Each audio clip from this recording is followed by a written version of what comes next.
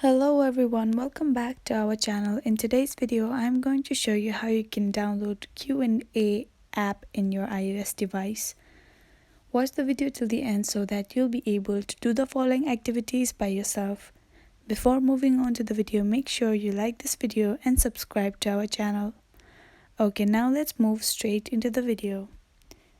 Open your App Store. On the bottom right corner, you can see a search button. Tap on it.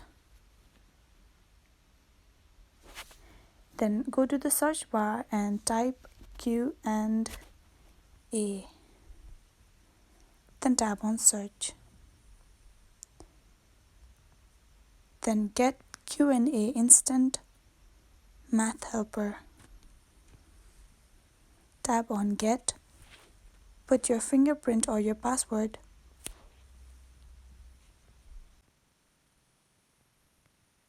Let it download for a while. Then after it is downloaded, tap on Open.